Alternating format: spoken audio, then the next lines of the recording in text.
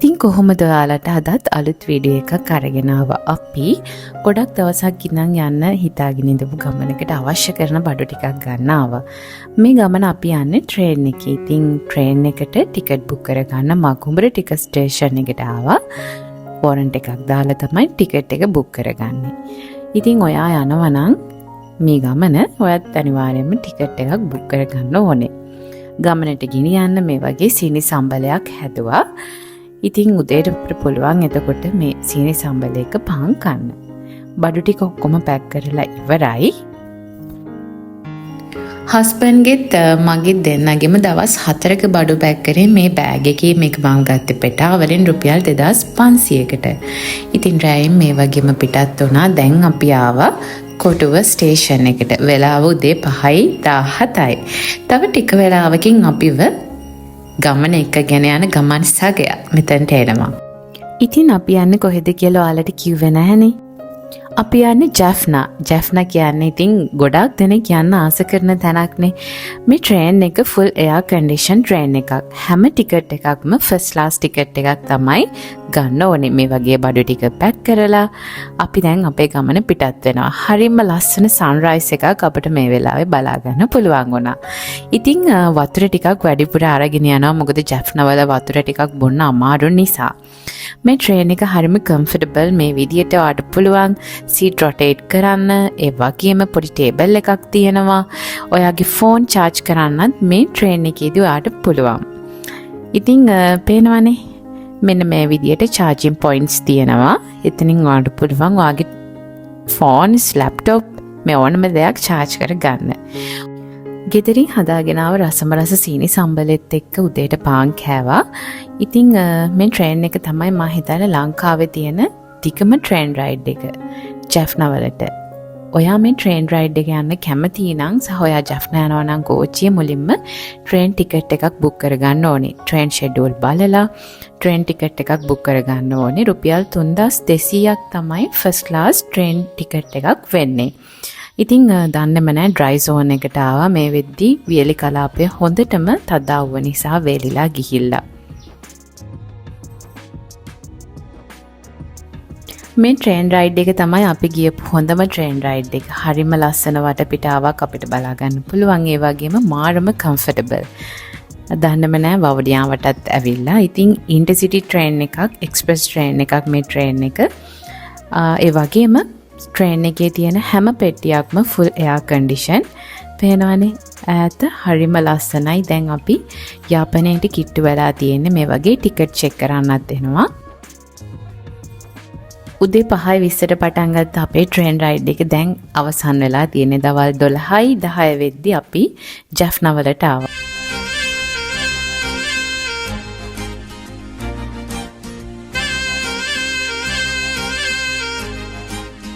අපි දැන් ඉන්නේ යාපනයේ ස්ටේෂන් එකේ. ජීවිතේ පළවෙනි පාරට කෝච්චියකින් බහින්න දුක හිතුණා. මොකද කිව්වොත් ඒ ට්‍රේන් රයිඩ් එකේ ඒ තරම්ම කම්ෆර්ටබල් නිසා.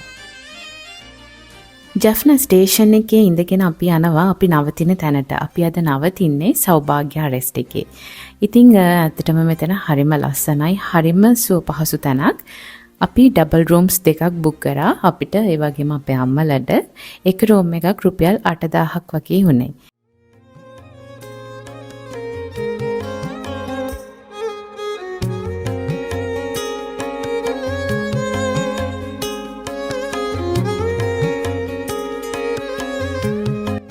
දවල්ට කාලා ටික වෙලාවක් ඉඳලා අපි ආව ජැෆ්නා ලයිබ්‍රරි එක බලන්න. ඉන්දියානු ගෘහ නිර්මාණ ශිල්පයේ මොගල් යුගයේ මේ ලයිබ්‍රරි එකෙන් අපට සිහිපත් කරනවා. 1933 වර්ෂයේ දුණු මේ ලයිබ්‍රරි එක 1981 දී ගෙනබත් වුණා. ඒ වගේම 2001 වර්ෂයේදී නැවත ප්‍රතිසංස්කරණය කරලා තියෙනවා. මේ වගේ ඍෂිවරයෙක් ලයිබ්‍රරි ඉස්සරහා නිර්මාණය කරලා තියෙනවා. අතීතයේදී ආසියාවේ ප්‍රධාන ලයිබ්‍රරියක් බවට මේ ලයිබ්‍රරිය පත් වෙලා තියෙනවා. නරඹන්නන් වෙනුවෙන් හවස 4 ඉඳන් 6 වෙනකම් මේ ලයිබ්‍රරි විවෘත වෙලා තියෙනවා.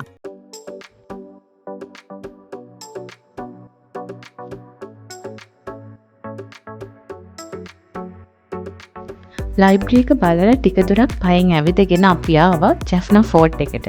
ජැෆ්නා කොටුව බලන්න. ඉතින් හවසට සන්සෙට් එක බලනවා නම් හොඳම තැන තමයි ජැෆ්නා ෆෝර්ට් එක. 1618 දී ලංකාව ආක්‍රමණය කරපු පෘතුගීසි ජාතීන් තමයි මේ කොටුව හදලා තියෙන්නේ. ඉතින් ඔයාලට පුළුවන් මේ ඇතුලේ තියෙන කෞතුකාගාරය නරඹන්න, ඒ වගේම මේ ලස්සන දැක බලා ගන්න. 1658 දී ලන්දේසීනුත් 1795 දී ඉංග්‍රීසීන් අතරට මේ බලකොටුව පත් වුණා. අපිට තියෙනවා පොඩි සන්සෙට් සන්රයිස් බලන පිස්සුවක්. ඉතින් ඒක ඇත්තටම පිස්සුවක්. හරිම ලස්සන සන්සෙට් එකක් අපිට මේ වෙලාවෙදි බලා ගන්න පුළුවන්.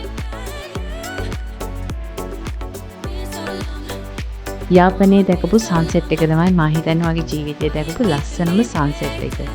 ඒ අහස, ඒ පාට හරිම ලස්සනයි. ඉතින් ඈතින් පේන කලපුව දිහා බලාගෙන මේ විදිහට සන්සෙට් එකක් බලනකොට දැනෙන ෆීලිං එක ඔයාත් විඳින්න ඕනි කියලා මට හිතෙනවා. කළුවර වැටිගෙන ඉඳි අපි පිටත් වුණා ජැෆ්නා මාකට් එකට යන්න. ඉතින් ජැෆ්නා ඔරලෝසු කනුව මේකේ තියෙන පුස්තකාලය ළඟමයි. බ්‍රිතාන්‍ය ජාතිකයන් තමයි මේක නිර්මාණය කරලා තියෙන්නේ. ජැෆ්නා මාකට් එක කියන්නේ හරිම සක්‍රීය මාකට් එකක්. යාපනයේ ට්‍රැවල් කරනවා නම් මේ මාකට් එකට යන්නම ඕනේ. කර්ත කොළඹන් අඹ, මිටි, ඒ වගේම කොට්ට කිලංගු, තල් හකුරු, සීනි මොරොක්කු, ඒ වගේම ඔයා පන් වලින් කරපු නිර්මාණ වලට කැමති කෙනෙක් නම් ගොඩාක් අඩුවට මේ පන් නිර්මාණ වලට මිලදී ගන්න පුළුවන් ජැෆ්නා මාකට් එකට ආවොත්. ජැෆ්නා ට්‍රැවල් එකේ අද තමයි අපේ දෙවැනි දවසේ. ඉතින් අද අපි යනවා නයිනතිව් වලට නාගදීපයට යන්න. අපි ට්‍රේන් එකෙන් ආපු නිසා යාල් ටුවර්ස් එකෙන් වෑන් එකක් බුක් කරගත්තා. ඉතින් මේ වෑන් එකෙන් තමයි ඊතුරු දවස් දෙකේ අපේ ගමන අපි දිගටම යන්නේ. ඉතින් ඔයා ජැෆ්නා ට්‍රැවල් කරනවා නම් ඔයාට පුළුවන් යාල් ටුවර්ස් එකෙන් වාහනයක් බුක් කරගන්න. මේ වෙලාවේ රජීවන් මතක් කරන්න ඕනේ. හරිම ෆ්ලෙක්සිබල්, ඒ වගේම හරිම රීසනබල් ප්‍රයිස් එකක් එයාලගේ තියෙනවා. ට්‍රීවිල් වල යනවට වඩා මේ විදියට වාහනයක් බුක් කරගත්තම හරිම සුව පහසුවට අපිට යන්න පුළුවන්. තල්ගස්, ඒ වගේම කලපු, නිල් අහස, මේ හැම දෙයක්ම හරිම අලුත් අත්දැකීම්. මොකද මේ දේවල් අපිට මීට කලින් අත්විඳින්න ලැබෙන්නේ නැති නිසා.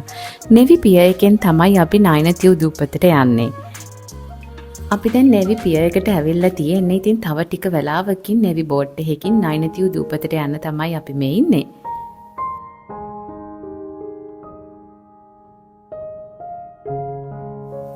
ලංකාවේ දකුණු කොනේ ඉඳන් උතුරු කොනට ඇවිල්ලා මේ ලස්සන දැක බලා ගන්න ඕනේ. හරියට චිත්‍රයක් ඇඳලා වගේ. ඒ තරම් මේ වටපිටාව හරිම ලස්සනයි.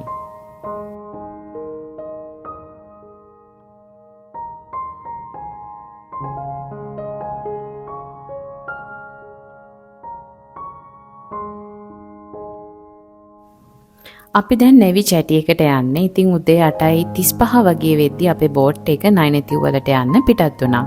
ඔයා නයිනතිව් දූපතට යනවා නම් කුරිකට්ටුවාන් චැටියෙන් ඔයාට පුළුවන් බෝට් එකක් ගන්න. උදෙන්ම යන එක ගොඩාක් වැදගත්. මොකද කුරිකට්ටුවාන් චැටියට ගොඩාක් සැනගයනවා. ඒ වගේම දවල් වෙද්දී අවුවත් වෙන නිසා උදෙන් ගියොත් ඔයාට ගොඩාක් පහසු වෙයි.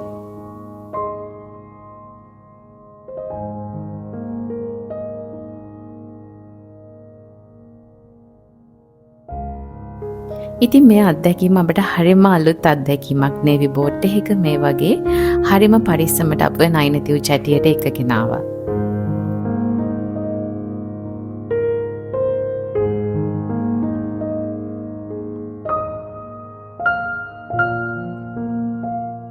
හින්දු බැතිමතුන් වෙනුවෙන් නාගපූෂානී අම්මාන් කෝවිලත් බෞද්ධ බැතිමතුන් වෙනුවෙන් නාගදීපයත් මේ නයිනතිව් දූපතේ තියෙනවා.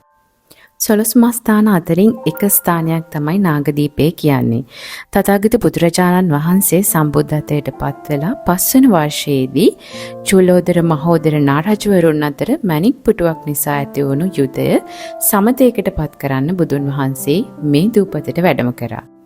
මණික් පුටුව අනුරුවක් නිර්මාණය කරලා තියෙනවා. අර ඈතින් පේන්නේ සුදු පාට බෝධීන් වහන්සේ නමක්. නාගපූෂානී අම්මාන් කෝවිල නාගපූෂානී හෙවත් පාර්වති දේවිය සහ ශිව දෙවියන් වෙනුවෙන් කැප කරන ලද කෝවිලක් බව හින්දුන් විශ්වාස කරනවා. හින්දු ආගමේ බලශක්ති නමස්කාරයේ ශක්තිවාදයට අනුව පූජනීය සිද්ධාස්ථාන 51ක් නම් කරලා තියෙනවා. මේ කෝවිලත් එන් එක ස්ථානයක් වෙනවා. විනාඩි 40ක පමණ වෙලාවක් නයිනතිව් දූපතේ ගත කරලා අපි ආයෙත් ආව නෙවි චැටියකට.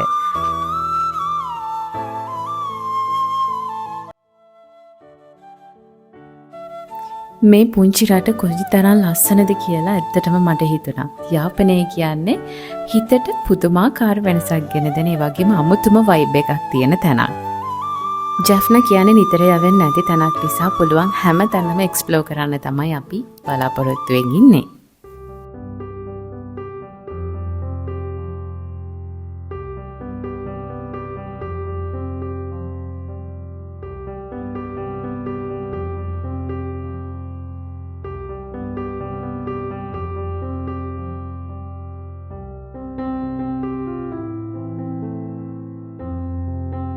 අපිව මේ විදියට බොහොම පරිස්සමට එක්කගෙන ගියපු ශ්‍රී ලංකා නාවික හමුදාවට මේ වෙලාවේ ගොඩාක් ස්තුතිවන්ත වෙනවා.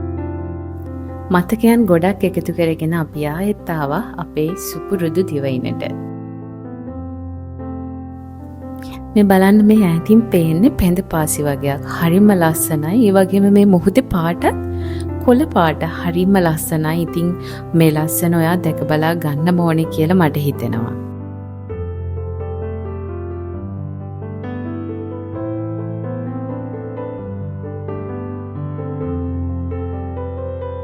අපි යමු අර ඈතින් පේන තල්ලරනේ ලස්සන බලාගන්න.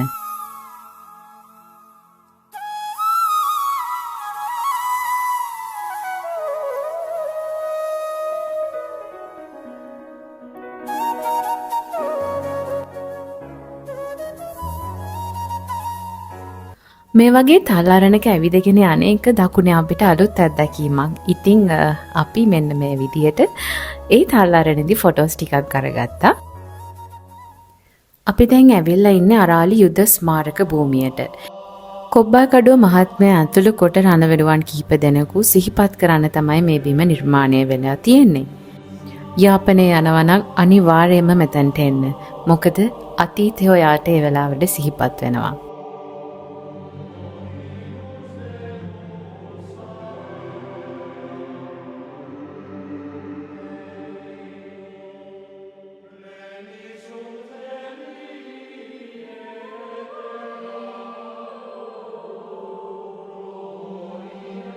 පය ගසන්නට බිමක්ද හුස්ම ගන්නට නිදහසද ඇවිද යන්නට ආඩම්බරය දිත්‍රි කොට නිහඬවම නික්ම ගිය ඉරාන විනුවර්ට අපේ ගෞරවය පුද කළ යුතුමයි.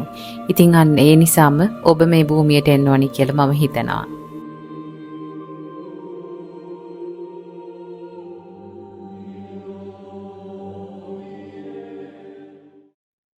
කලපු මැද්දෙන් ආයෙත් අපි යනවා අපේ නවාතැනට. ඊට කලින් දවල් ආහාරය අපි ගන්න ඕනේ. අපි ආවා යාපනයේ තියෙන වාලම්පුරි රෙස්ට් එකට. ඉතින් මෙතනදී ඔයාලට පුළුවන් මේගොල්ලන්ගේ රෙස්ටුරන්ට් එකෙන් රස කෑම වේලක් කන්න. ජැෆ්නා යනවා නම් ජැෆ්නා කරීස් අපි අනිවාර්යයෙන්ම රස බලන්න ඕනේ. අපි ඕඩර් කරා බිරියානි එකක්, ඒ වගේම ජැෆ්නා රසට තියෙන ඉස්සෝ කරි එකක්, ප්‍රෝන් කරි එකක්. ඉතින් මේ කරීස් ඇත්තටම පුදුම රසක් තියෙන්නේ. අපිට අලුත් අත්දැකීමක් ඉතින් මේ ජැෆ්නා ෆුඩ් කියන්නේත්.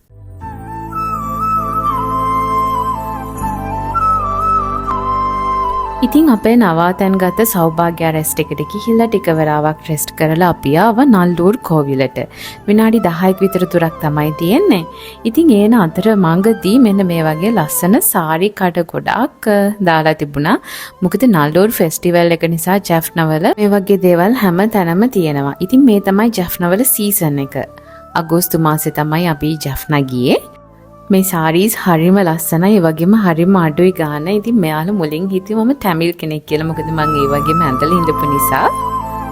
අපි දැන් ඇවිල්ලා ඉන්නේ නල්ලූර් කෝවිලට. ඉතින් මේ වෙද්දි ෆෙස්ටිවල් එක නිසා නල්ලූර් කෝවිලට ගොඩාක් ලස්සනට ඇඳ පැළඳගෙන හින්දු ජාතිකයන් එනවා.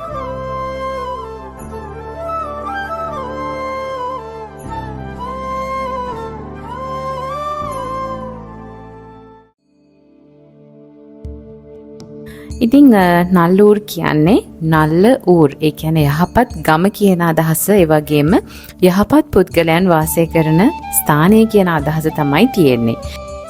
මේ කෝවිල හින්දු භක්තිකයන්ට වැදගත්ම වෙන කෝවිලක්.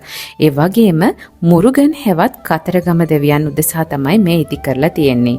නල්ලූර් කන්දස්වාමි කෝවිල ශ්‍රී ලාංකික ජනතාවට මහත් භක්තියෙන් යුතුව වන්දනා කරන පුදබිමක්. ඒ වගේම එහි වාර්ෂික පූජාව දින 25ක් පුරා ක්‍රියාත්මක වෙනවා.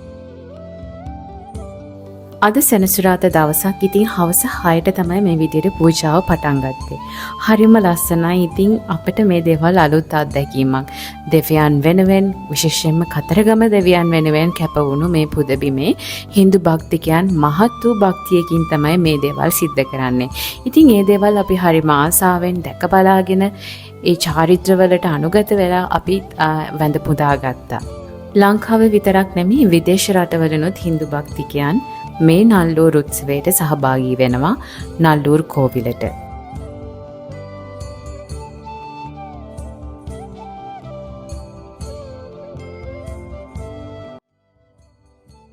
පෞරාණික යාපනයේ රාජධානියේ අගනුවර නල්ලූර් හින්දු භක්තිකයන් වෙනුවෙන් මෙරට පාලනය කළ 6 වන පරාක්‍රමබාහු රජු යාපනය පාලනය කළ සපුමල් කුමරු සමග ඉදි කළ විශ්මිත නිමවුමක්.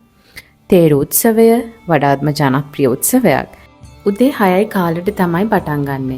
බලන්න හරිම භක්තියකින් ඒ වගේම වතාවත් පිළිවෙත් හරිම පිළිවෙලට කරනවා.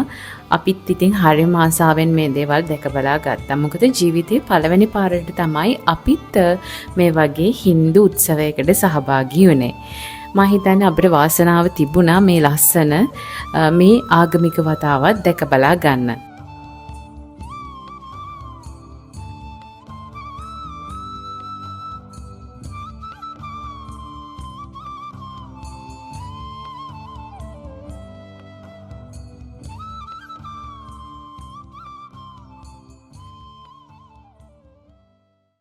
නල්ලූර් කෝවිල දෙපැත්තම මේ වගේ හරිම ලස්සන සාරි කඩ තියෙනවා. ඉතින් ටික දුරක් මේ වගේ පයින්ම ඇවිදගෙන අපි ආවා රියෝ අයිස්ක්‍රීම් එකට. යාපනයට ආවේනිකම රසයක් තියෙන රියෝ අයිස්ක්‍රීම් එකක් කාලම යන්න ඕනේ. වැලවත්ති රියෝ තිබුණාට නියම රියෝ අත්දැකීම ගන්න නම් අපි යාපනයට යන්න ඕනේ. අපි අරගත්ත රියෝ ස්පෙෂල් අයිස්ක්‍රීම් එක. ඉතින් මේක රුපියල් 400ක් වගේ වුණේ. ඇත්තටම හරිම රසයි. ඉතින් අයිස්ක්‍රීම් වර්ග කිහිපයක්ම තියෙනවා. හැම රසයක්ම එතකොට අපිට බලන්න පුළුවන්.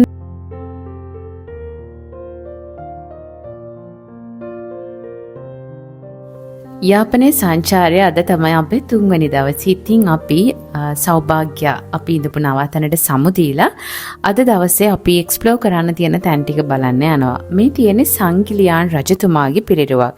යාපනයේ නගරේ පුරාම තැනින් තැන අඹලා තියෙනවා. අපි ආව උදේට කන්න මලායන් කැෆේ එකට. ඕනම සංචාරයකදී මේ ප්‍රදේශයට ආවේනික වුණු කෑම අපි රස බලනවානේ. යාපනයේ නගරයේ තියෙන පරණම රෙස්ටරන්ට් එකක් තමයි මේ මලායන් කැෆේ එක. යාපනයේට විශේෂම කෑම වර්ග කෙසෙල් කොලේ තියාගෙන ඔයාට රස බලන්න පුළුවන් මෙතනට ගියොත්. අවුරුදු ගණනාවක් පරණ වුණත් අදටත් ගොඩාක් දෙනා මේ කැෆේ එකට එනවා. ජැෆ්නා ෆුඩ් වලට ප්‍රසිද්ධම තැනක් තමයි මෙතන. නල්ලූර් නගරේ පිහිටලා තියෙන මේ ගොඩනැගිල්ල යාපනයේ රජ කළ සංගිලියාන් රජුගේ අමාත්‍යවරයෙකුගේ නිවසක් බවට සැලකෙනවා. දැනට ඉතිරි වෙලා තියෙන නටබුණු ගොඩනැගිල්ලක්. ඉතින් මේ ලී කැටයම් හරිම සුවිශේෂී නිර්මාණ. ඊට පස්සේ අපි ආවා යාපනයේ පුරාවිද්‍යා කෞතුකාගාරය බලන්න. යාපනය යනවා නම් ඔයා මෙතනට අනිවාර්යයෙන්ම යන්න ඕනේ. ඉතින් මෙන්න මේ වගේ ඇතුල් වෙලා අපිට එතන තියෙන දේවල් බලා ගන්න පුළුවන්. කෞතුකාගාරය ඇතුළතදී නම් වීඩියෝ කරන්න තහනම්.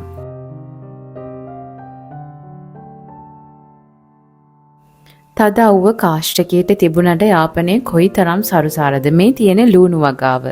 යාපනයේදී ආට එළවලු වගාවන් රතු පස්සේ හරිම සරුසාරයට වැවෙලා තියෙනවා බලා ගන්න පුළුවන්. අපි ආවා නිලාවරේ පරණ භූගත ජල ලිඳ බලන්න. ඉතින් මේ ලිඳට පතුලක් නැති බව තමයි සැලකෙන්නේ. ශ්‍රී ලංකා නාවික හමුදාව මෑතකදී කරපු සොයා ගැනීමකදී මේ අද්භූත ලිඳේ පතුල මීටර් 53ක් බවත් කරදිය ජලය තියෙන බවත් සොයාගෙන තියෙනවා. ජැෆ්නවලදී විතරනේ අපිට තල්රා ටෝටි හම්බෙන්නේ. ඉතින් අපි මෙතන ටිකක් නතර වුණා. ජැෆ්න යනවා නම් තල්රා ටිකක් දිව ගාලේ රස බලන්නත් ඉතින් අමතක කරන්න එපා. ඒ අත්දැකීමත් අලුත් අත්දැකීමක් වේවි.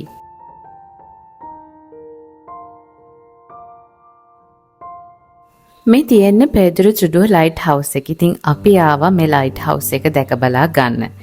ලංකාවේ උතුරු කොන තමයි පේදුරු තුඩුව කියන්නේ. උතුරු දෙසින් ලංකාව අවසන් වන තැන. පේදුරු තුඩුව නගරයට දෙමළ භාෂාවෙන් පරුදු තුරේ කියලා කියනවා. ඒකේ තේරුම කපු වරාය කියන එක.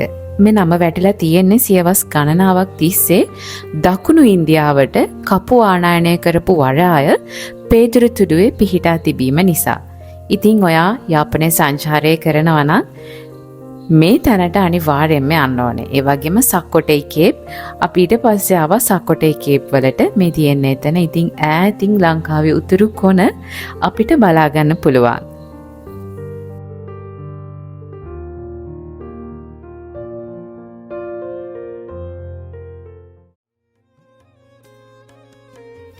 කංකසන්තුරේ නගරයේ බොහොම හාස්කම් තියෙන තැනක් තමයි මේ නගුලේශ්වරන් කෝවිල කියන්නේ. ඉතින් මේ නගුලේශ්වරන් කෝවිල ආසන්නයේම තමයි කීරිමලේ පොන්ඩ් එක. කීරිමලේ පොකුණ පිහිටලා තියෙන්නේ. කීරිමලේ පොකුණ ගල් බැම්මකින් වට කරපු ස්වභාවික දිය පොකුණක්. ඉතින් මේකෙන් නෑවම චර්ම රෝග සුවපත් වෙනවා කියලා විශ්වාසයක් තියෙනවා. ඒ වගේම මේ පොකුණ පදනම් කරගෙන ජනප්‍රවාද රාශියක්ම නිර්මාණය වෙලා තියෙනවා. අනිත් විශේෂම දේ තමයි මේ පොකුණ තියෙන්නේ මුහුදට ඉතාම ආසන්නයේ වුණත් භූගත ජල උල්පත් වලින් එන මිරිදිය ජලය තමයි මේ පොකුණේ තියෙන්නේ. ඒ වගේම කාන්තාවන් වෙනුවෙන් වෙනම තැනක් තියෙනවා වෙන් වෙලා.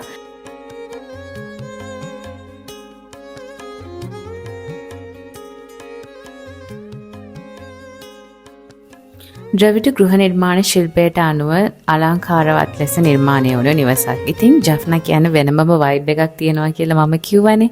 ජෆ්නා යනවා නම් ඉතින් තල් ගෙඩියක් රස බලන්නත් අමතක කරන්න එපා. අපි ආවා දඹකොළ පටුනට.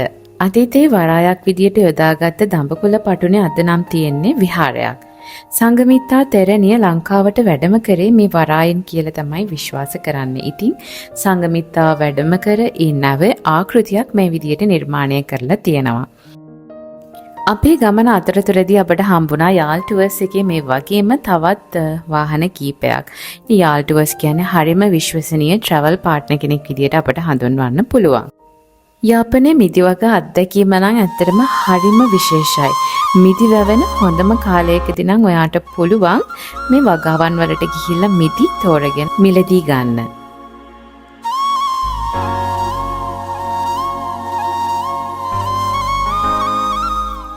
යාපනයේ සංචාරය කරොත් මම වගේම ඔයත් ඒ පරිසරයට ඒ කල්චර් එකට ඒ වගේම මේ මිනිස්සුන්ගේ තියෙන හිත හොඳකමට අනිවාර්යයෙන්ම බැඳෙවි කියලා මට හිතෙනවා.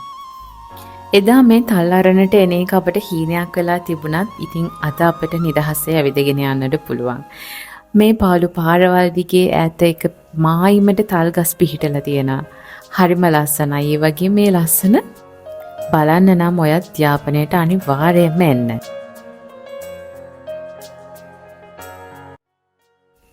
ඉතින් ඊට පස්සේ අපි මේ යන්නේ කැෂුරිනා බීච් එකට. ජෆ්නා එනවා නම් මේ වෙරළ තීරයටත් යන්න ඕනේ. මොකද මෙතන මුහුද හරිම ලස්සනයි. ඔයා මුහුද නාන්න කැමති නම් ටික වෙලාවක් නිදහසේ ඉන්න කැමති නම් මේ වෙරළ තීරයට කැෂුරිනා බීච් එකට අනිවාර්යයෙන්ම යන්න.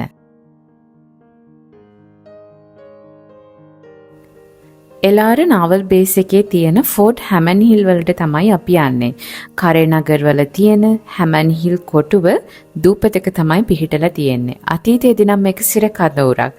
දැන් හැමන් හිල් රිසෝට් එක තියෙනවා නිර්මාණය වෙලා. ඔයාට පුළුවන් මෙතනට ඇවිල්ලා දවල් ආහාරය අරගන්න. මෙතන කැමත් ඉතින් හරිම රසයි. ඒ වගේම විශේෂම දේ තමයි මෙතන පිහිටීම. ඉතින් ෆෝර්ට් හැමන් හිල් රිසෝට් එකේ අපි මෙන්න මේ විදියට ටික වෙලාවක් කාලය ගත කරා.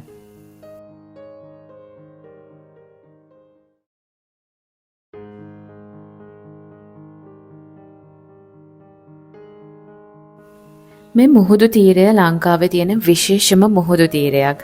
බලන්න මේ පිහිටීම ඈත මුහුද හරිම නිශ්චලයි. පොකුණක් වගේ එක රැල්ලක්වත් නැහැ. ඒ වගේම සන්සෙට් එකත් අපිට මෙතනදී බලා ගන්න පුළුවන් වුණා හරිම ලස්සනට.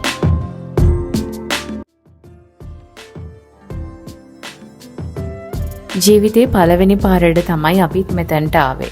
දකුණේ මුහුද දැකපු අපිට මේ මුහුදත් අලුත් අත්දැකීමක්. ඈත මුහුද එකම විදියට නිශ්චලව තියෙනවා. ඒ වගේම මේ වෙරළ තීරයත් හරිම සුවිශේෂී.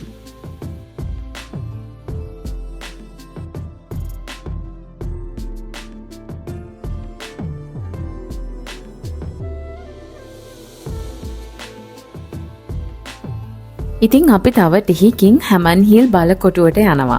මොකද සන්සෙට් එකක් බලන්න හරිම ලස්සනට පුළුවන් මේ බලකොටුවේ ඉඳගෙන.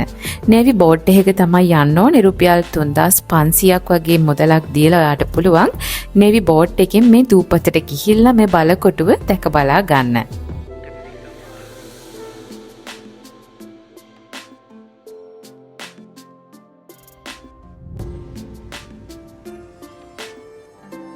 අතීතයේදී සිර කඳවුරකට භාවිතා කරලා තියෙනවා මේ තියෙන්නේ ඒ තිබුණ සිර කුටි. ඉතින් ශ්‍රී ලංකා නාවික හමුදාව යටතේ තමයි මේ බලකොටුව තියෙන්නේ. ඔයාට පුළුවන් මේ බලකොටුව දැක බලා ගන්න. ඒ වගේම විශේෂම දේ තමයි ඔයා කැමති නම් ඔයාට පුළුවන් මේ සිර කුටියක රාත්‍රියක් ගත කරන්න. ඉතින් ඒ වෙනුවෙන් විශේෂ පැකේජ් තියෙනවා.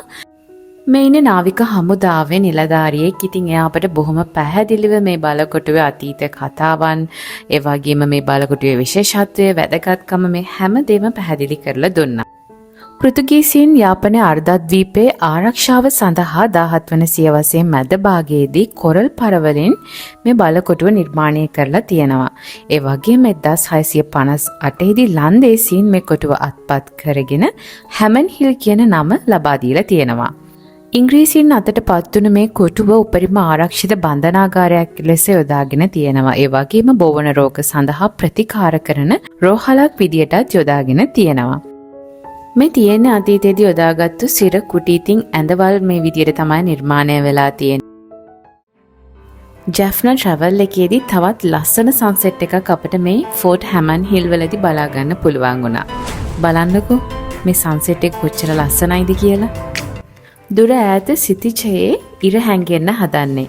දකුණේදී නම් අපිට මේ දර්ශනය පේන්නේ අහසත් මුහුදත් එකතු වෙන සිතිජ ඉමේදී. ඒත් මේ වෙරළ තීරයේදී අපිට අහසේ මැද හරියෙන් තමයි සන්සෙට් එක බලා ගන්න පුළුවන් වුණේ. උත්තරේ දකුණේ වෙනස්කම සන්සෙට් එකේදී අපිට මෙන්න මේ විදිහට බලා ගන්න පුළුවන් වුණා.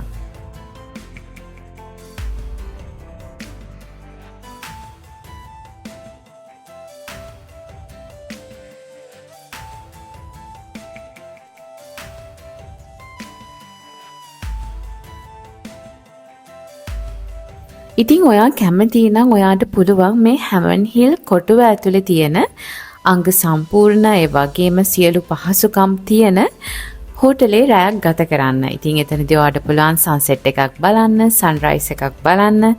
මේ තියෙන්නේ රිසෝට් එකේ තියෙන රූම්ස්. ඉතින් මෙතනදී ඔයාට පුළුවන් ඒ අත්දැකීම විඳ ගන්න. ජනතා විමුක්ති පෙරමුණේ නිර්මාතෘ රෝහණ විජේවීර ඇතුළු සිරකරුවන් මේ සිර කඳවුරේ රඳවා තිබුණා. මේ තියෙන්නේ රෝහණ විජේවීරයන් රඳවා තබපු සිරකුටිය. මෙන්න මේ විදියට කාලතුවක්කුවක් ෆෝර්ට් හැමන් හිල් වලට යන තැන දොරටුව ළඟ තියෙනවා. ඉතින් අපේ පොඩ්ඩක් පළවෙනි පාර තමයි මේ කාලතුවක්කුවක් දැක්කේ. ඒත් එයා කියනවා බෝලේ දාන්න ඩෝංගාල යනවා කියලා. ඉතින් එයා අපට පෙන්නනවා. ඉතින් අපටත් ඇත්තටම හරිම පුදුමයි. පස්සේදී තමයි ඉතින් අපිට ක්ලික් වුණේ එයා බලන කාටුන් එකේ බ්ලිපී පැහැදිලි කිරීමක් තමයි එයා මේ විදිහට පෙන්වන්නේ කියලා.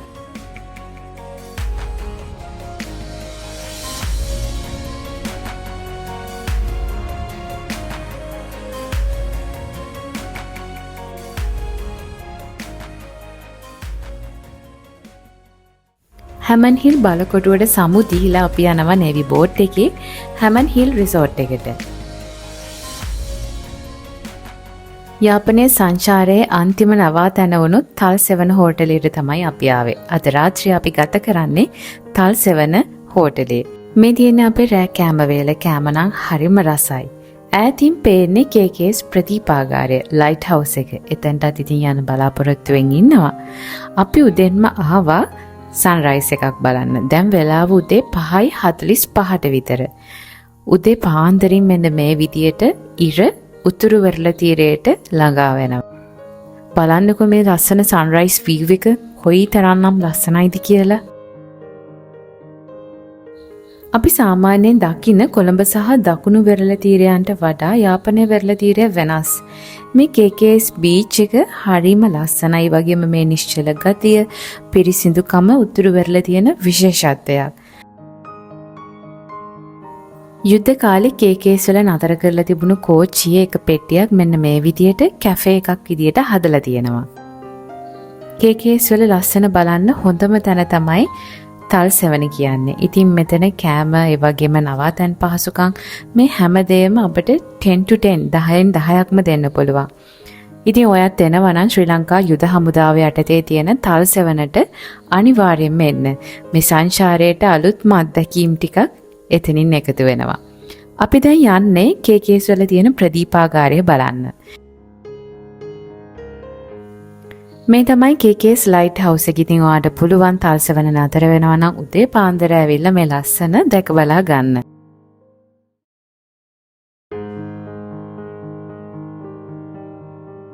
ලයිට් හවුස් එක බලලා අපි එහා පැත්තේ තියෙන මේ ලස්සන බීච් එකට ආව උදේ පාන්දරින්. හරිම ලස්සනයි.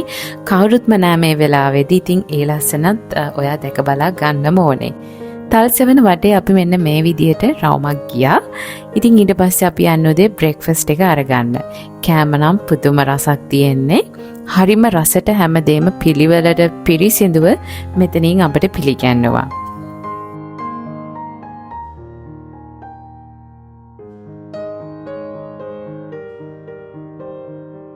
මේ තියෙන තල්සෙවන රිසෝට් එකේ ඉතින් මේ විදියට බබත් හස්බන්ඩ්වත් පූල් එකේ ටික වෙලාවක් නෑවා. ඊට පස්සේ අපි ගියා මුහුද නාන්න. එක රැල්ලක්වත් නෑ, මුහුද ඈතටම පොන්ඩ් එකක් වගේ හරිම ලස්සනයි. ඉතින් ඔයාලත් යනවා නම් මේ අත්දැකීම විඳ ගන්න අනිවාර්යයෙන්ම. මේ වගේ ගමනක් ගියාම ඉතින් මතකයන් විදියට අපි ෆැමිලි ෆොටෝ එකක් අරගන්නවනේ. ඉතින් ටික වෙලාවක් අපි මේ වගේ පවුල අයත් එක්ක එකතු වෙලා කාලය ගත කරා.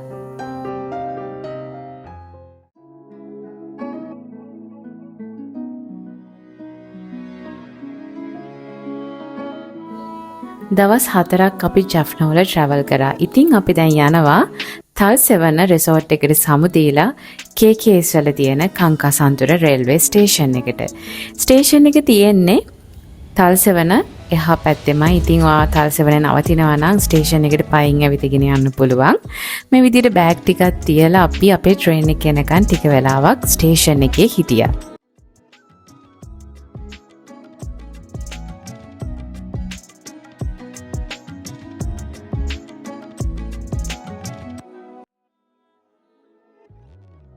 යාපනයට සමු දීලා අපි ආයෙත් කොළඹ එන්න තමයි සූදානම් වෙන්නේ.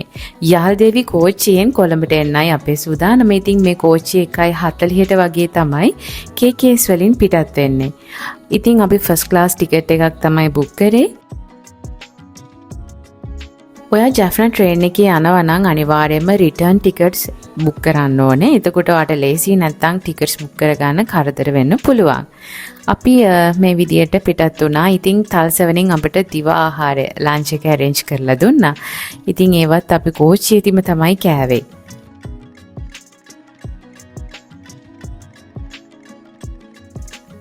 තවත් ලස්සන ට්‍රේන් රයිඩ් එකක් අර ඈතින් පේන වින් පවර් ස්ටේෂන්. ඉතින් මේ ලස්සන දැක බලා ගත යුතුමයි. අලුත් මතකයන් ගොඩක් එකතු කරගෙන පේදුරු තුඩුවෙන් දෙවුන්දර තුඩුව බලා යන්න අපි අපේ ගමන පටන් ගත්තා. තද අවුවට වියලි කලාපේ හොඳටම වේලිලා ගිහිල්ලා. ඈතින් වින් පවර් ස්ටේෂන් එකක් පේනවා. ඉතින් සුළං බලයෙන් ක්‍රියාත්මක වෙන විදුලි උත්පාදනය කරන තැනක්.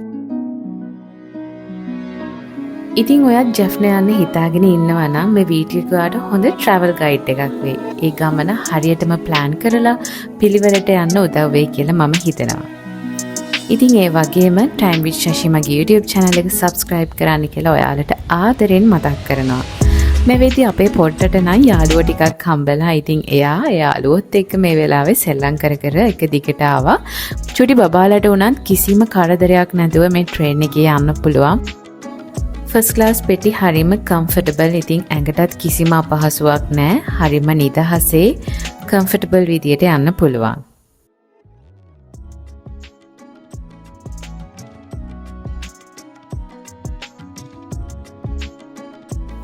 යාල්දේවි ට්‍රේන් එක රෑ 10:14 වෙද්දි කොටුව ස්ටේෂන් එකට ආව ලොකු සෙනගක් මේ ට්‍රේන් එකේ ඇවිල්ලා තියෙනවා.